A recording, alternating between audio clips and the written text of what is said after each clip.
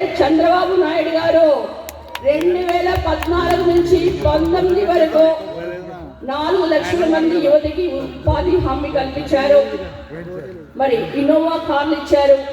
40,000 కోట్ల నిధులతో మనందరి కూడా సప్లాన్ నిధులు రావటం వల్ల మన ఎస్సీ బార్డర్లో రోడ్స్ దగ్గర నుంచి టాయిలెట్స్ అవన్నీ కూడా లోకేష్ గారు 5,746 కిలోమీటర్ల సీసీ రోడ్ వేశారు.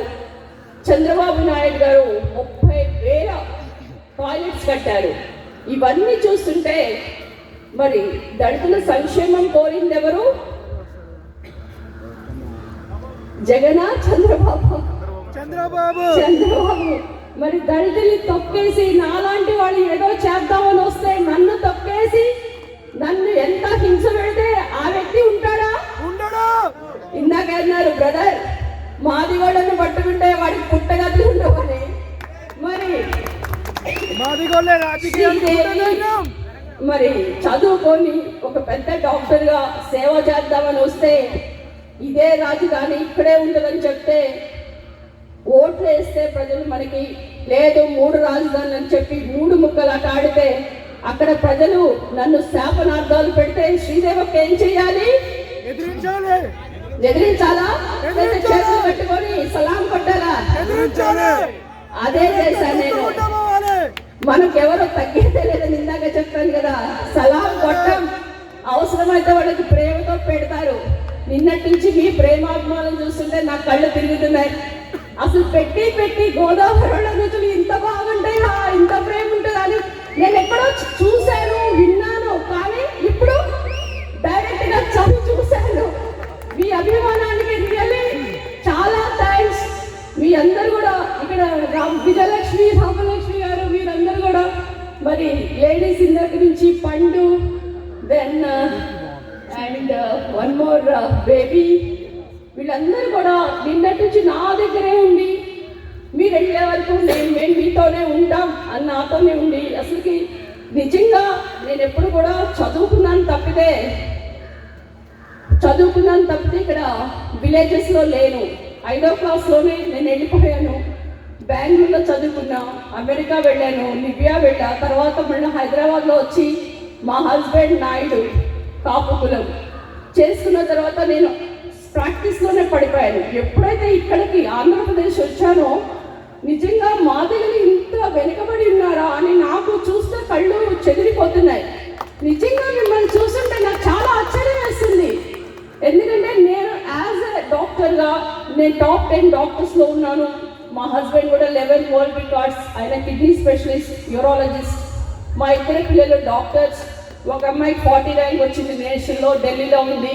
ఇంకొక అమ్మాయికి TRR మెడికల్ కాలేజ్లో ఉంది. మేము వెల్ సెటిల్. ఇలాగా వచ్చి చూస్తే మన వాళ్ళు ఇంత దీనస్థితిలో ఉన్నారా, అసలు ఏమి వీళ్ళకి అవేర్నెస్ లేదా అని నాకు చాలా బాధేస్తుంది. నిన్న నుంచి చెప్తున్నారు అందరూ శ్రీదేవక్క చేస్తుంది, శ్రీదేవక్క మీద మాకు హోప్స్ ఉన్నాయంటే డెఫినెట్లీ నాకు అనిపిస్తుంది నేను కనుక మళ్ళా రాజకీయ నాయకురాలుగా ఎమ్మెల్యేగా వస్తే మీ దగ్గరికే వస్తాను, మీ దగ్గరికే చేస్తే వస్తాను అని చెప్తూ. ఎందుకంటే నిజంగా నేను ఎన్నో కష్టాలు పడ్డాను. నన్ను జగన్ ఎంత చిత్రవద పెట్టాడంటే ఆ క్రాస్ ఓటింగ్ తర్వాత రకరకాల రూమర్స్ క్రియేట్ చేశాడు. నన్ను, నా బిడ్డల్ని ఏదో 15 కోట్లు తీసుకున్నామని చెప్పని మాటలు లేవు. అందరూ ఒక పేటిఎం బ్యాచ్ని పెట్టి 5,000, 10,000 ఇచ్చి ప్రతి వాడు కూడా మాట్లాడటమే. నేను 100 కోట్లు పెట్టి హైదరాబాద్లో ఇల్లు కొన్నానని. అసలుకి నేను డాక్టర్ ఉన్నప్పుడే కోటి డబ్బులు సంపాదించేదాన్ని. ఇలాగ చిన్నది పేటిఎం 420 బ్యాచ్లు మాట్లాడుతూ వైసీపీ ఒకవైపు ఉంటే టీడీపీలో మన వాళ్ళు ఇంత ప్రేమతో ఉన్నారంటే అసలుకి నా కళ్ళు చెదిరిపోయింది. ఇందాక అసలు ఎక్కడ కాంట్రాస్ట్, నక్కకి నాగలాకానికి ఉన్నంత తేడా ఉంది మీకు వాళ్ళకి.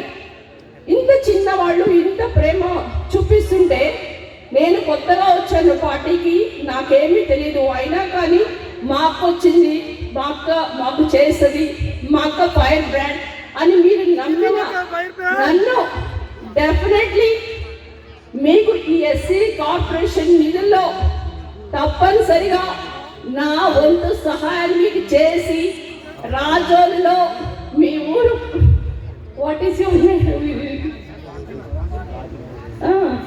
ఓకే.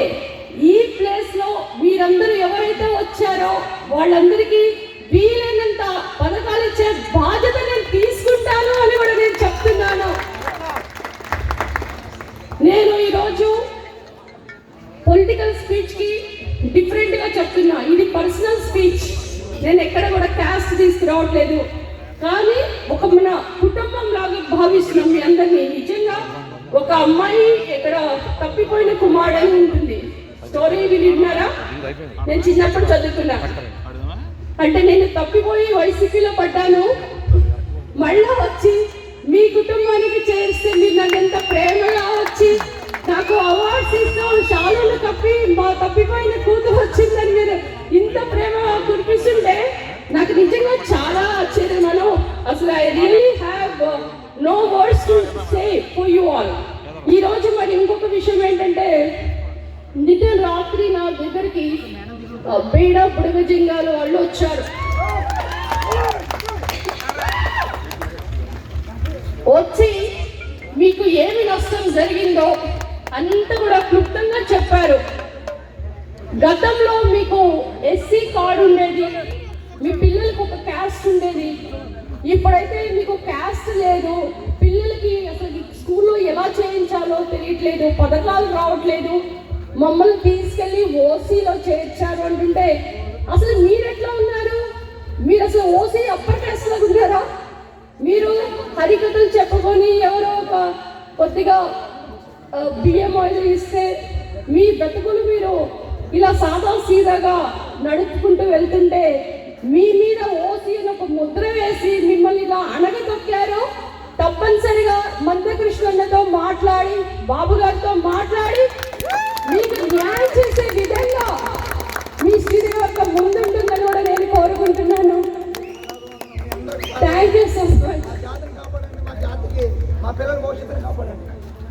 ఎందుకంటే ప్రతి వాళ్ళకు కూడా ఒక కులం ఉంటుంది, ప్రతి వాళ్ళకు కూడా ఒక క్యాస్ట్ సర్టిఫికెట్ ఉంటుంది.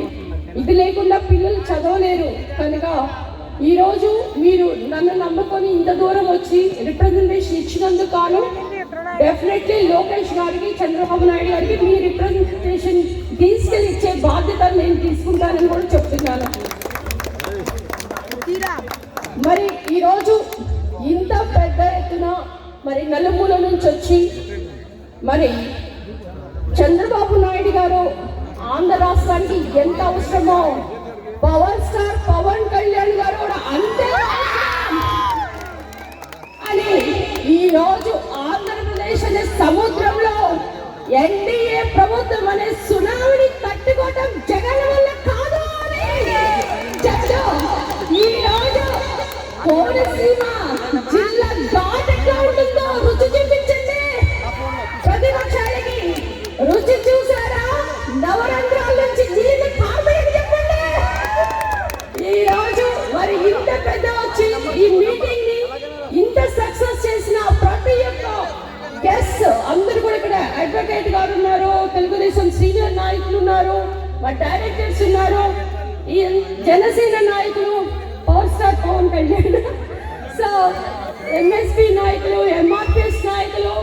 నిజంగా నేను ఎమ్మెల్యే కాదు, ఇక్కడ నాకు ఈ ప్రాంతంలో సంబంధమే లేదు, కానీ శ్రీదేవక్క మీ అక్కగా భావించి ఇంత మర్యాద, ఇంత ప్రేమ కురిపించిన మరొకసారి మీ కోనసీమ జిల్లా ప్రజలందరికీ